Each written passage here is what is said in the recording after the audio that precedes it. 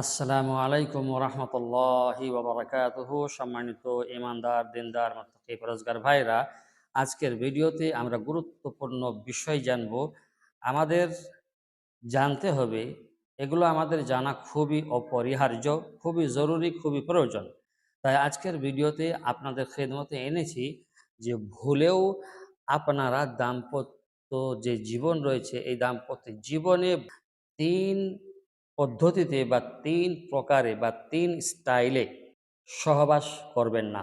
এই ৩ পদ্ধতিতে যদি সহবাস করেন, প্রথম ক্ষতি হবে আপনার শারীরিক, দ্বিতীয় ক্ষতি হবে আল্লাহর নজরে আপনি মুজরিম হবেন, আল্লাহর কাছে আপনি পাপী হবেন, দোষী হবেন।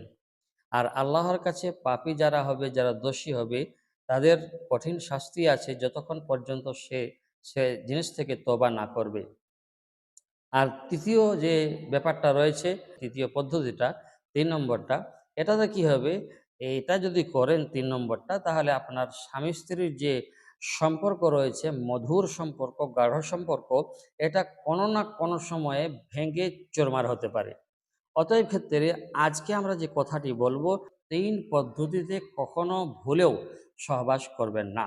প্রথম পদ্ধতি আমরা জানব যে আজকের সময়ে, যেটা চলমান সময়, এই সময়ে বিদেশিদের সঙ্গম ও সহবাসের যে পদ্ধতি রয়েছে, সেই পদ্ধতি আমাদের সমাজের মানুষেরা বেশিরভাগই অবলম্বন করতে চাচ্ছে, এবং অবলম্বন করতে যেয়ে, এই পদ্ধতিতে মেলামেশা করতে যেয়ে অনেক সময় স্বামী স্ত্রীর সম্পর্ক বিচ্ছিন্ন হওয়ার মুখোমুখি হয়েছে। এটা আমরা দেখেছি বা কখনো কখনো আমরা কানে শুনতে পেয়েছি।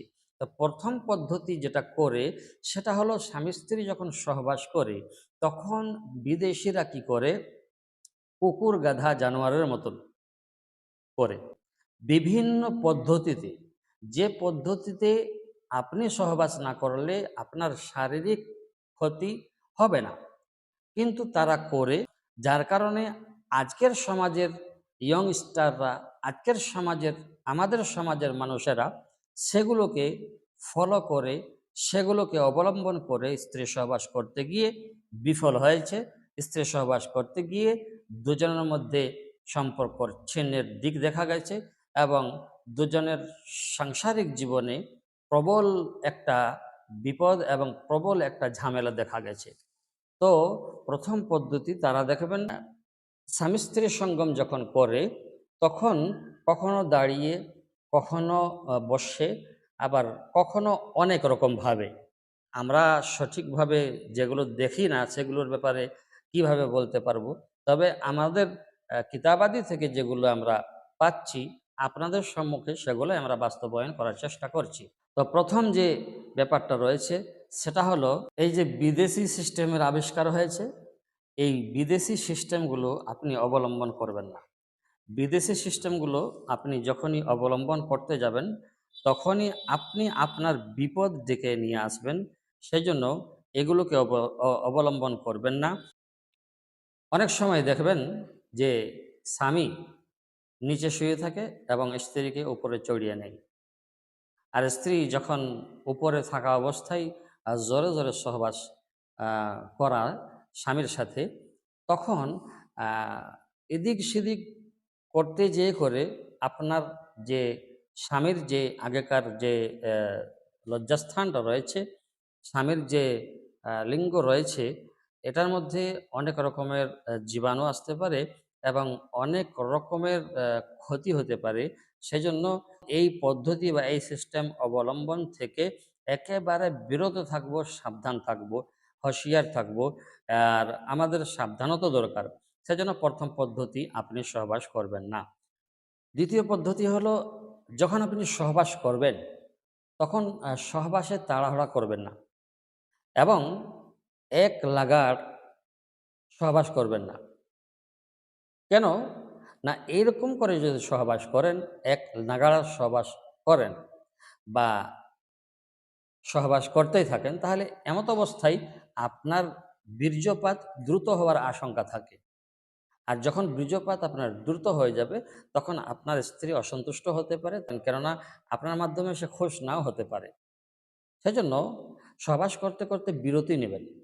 কয়েক মিনিটের জন্য সহবাস করতে করতে যখন থেমে যাবেন, আপনার লজ্জাস্থানকে স্ত্রীর লজ্জাস্থান থেকে বের করে নিয়ে করে আপনি স্ত্রীর অন্যান্য যে অঙ্গ প্রত্যঙ্গ রয়েছে সেই অঙ্গ প্রত্যঙ্গগুলোকে নিয়ে খেলা করুন, আপনি সেগুলোকে নিয়ে আদর করুন। তাহলে আপনার যে সেক্সুয়ালি যে টাইমটা রয়েছে এটা মেনটেন করতে পারবেন। তাহলে আপনিও সন্তুষ্ট হবেন।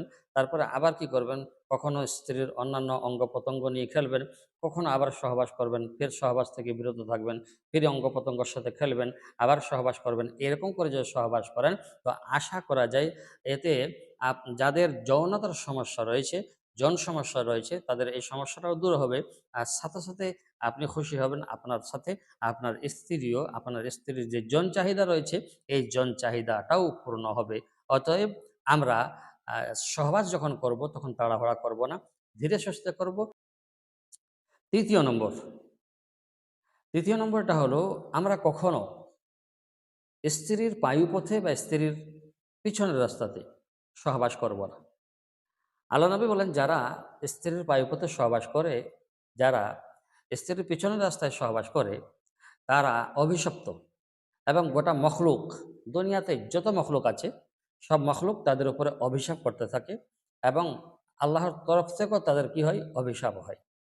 তো অনেক সময় মানুষ স্ত্রীর বায়ুপথে সহবাস করে, যার কারণে স্ত্রীর বায়ুপথে যে জীবাণু থাকে সেই জীবাণুগুলো স্বামীর লজ্জাস্থানে লাগে, স্বামীর আগেকার রাস্তায় লেগে যায়, যার কারণে স্বামীর অনেক সময়তে লজ্জাস্থানের মধ্যে ইনফেকশন হতে পারে এবং এটা এটা একটা বড় রোগে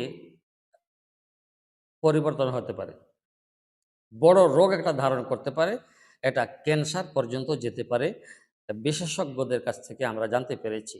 অতএব ক্ষেত্রে এই ৩ পদ্ধতিতে আমরা কখনো ভুলেও সহবাস করব না। অতএব ক্ষেত্রে ভালো থাকবেন। আসসালামু আলাইকুম ওয়া রাহমাতুল্লাহি ওয়া বারাকাতুহু।